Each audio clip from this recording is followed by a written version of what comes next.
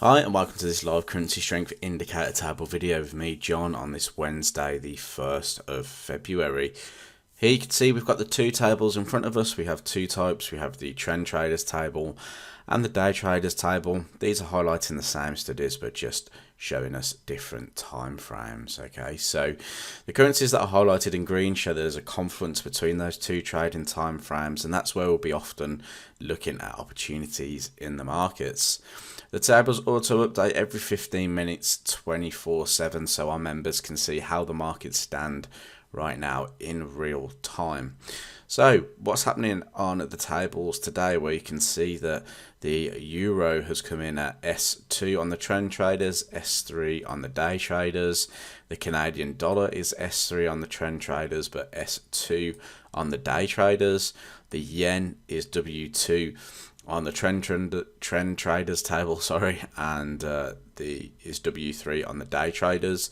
The New Zealand dollar is W3 on the trend traders, but tops our day traders as the weakest currency. So really interesting market setup at the moment. We're actually going to check out an old favourite of ours, which is Kiwi CAD. We're also going to go over pound Swiss, which we went over yesterday, basically saying it's time to not go long on this market, and we really got that one right. So we'll go and have a little look at that. But first, we'll kick it off with Kiwi CAD.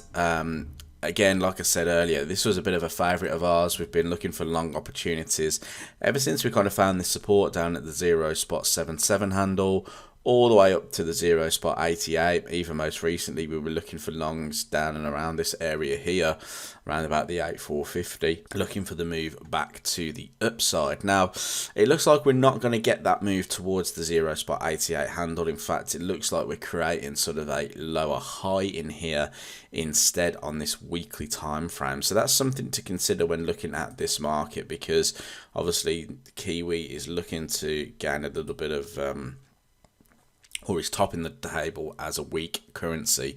So we're seeing that price is actually breaking down through a couple of levels of support here. So we had this kind of reaction on the 0.88.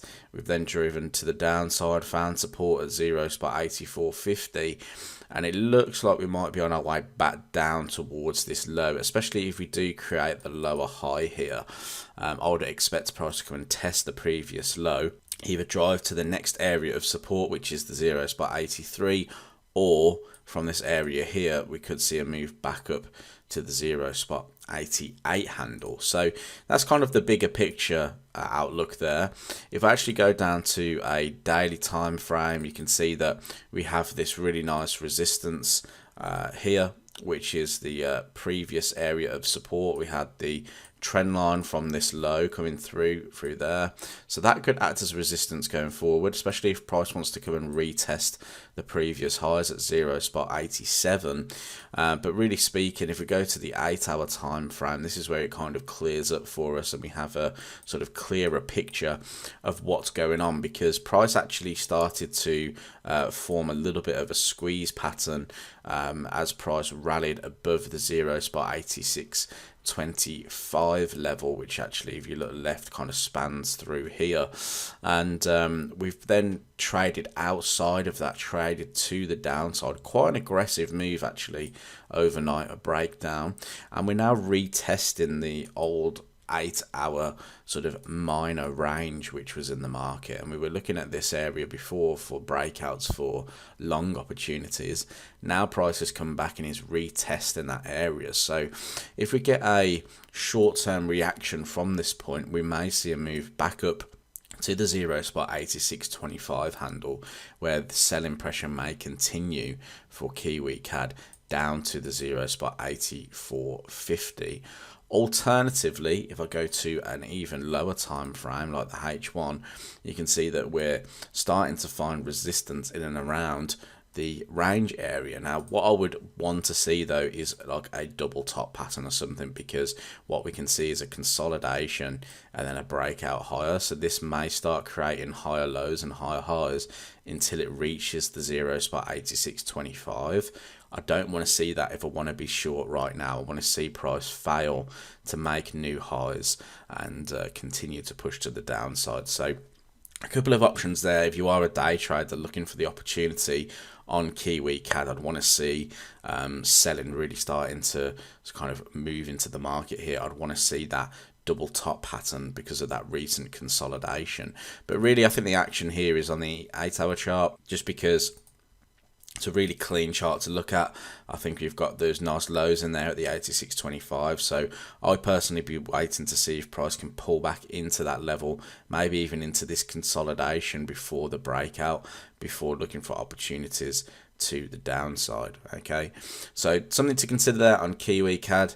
You know, like I said, it's been an old favourite of ours, buying it. Now it may be time to start selling this market, and we may start seeing price come down to the 0 spot 84.50 handle. Now moving on to pound Swiss. Yesterday we talked about pound Swiss, and basically what we saw on our tables at the time was that pound was strong and the Swiss was weak. If I go down to the 30 rolling day, you can see that the pound was on the strength side of the table and the Swiss was on the weak side of the table, and we were saying that, you know, that does suggest that pound Swiss could move to the upside. However, when we came and looked at the technicals of the market, we could see that price was rebounding from this 1 spot 14.25 handle after, you know, it was kind of like a double top neckline of a pattern in here. And you know, we said the only way we'd want to be a buyer is if price could close above, because all the confluences at the moment are suggesting that price is actually more likely to trade to the downside. So if you followed that sort of recommendation there in terms of, you know, not going long and waiting for a break to the downside and then capitalizing on the breakout to the downside, then you would have had a really nice move there. You know, if you had a sort of 57 point stop there, price moved 114 pips to the downside, so at least a 2-to-1 move occurred there overnight. So obviously if you're around to take that. But the 1 spot 12.50 was the support that we were interested in terms of targets if price was to come to the downside. So be aware that we are approaching a level of resistance now. Again, if you go to a lower time frame, you may want to wait for a bit of a sort of pullback before considering any kind of short opportunities in this market. So that was pound Swiss. Hopefully you caught a little bit of that move. If not, then there could be another move to come. But Kiwi CAD for me is the one to watch now, breaking down through this trendline resistance. Can it act as trendline support? Can it act as resistance going forward around about the 0 spot 86.25 handle? Thanks for watching, and I look forward to speaking to you in the next video.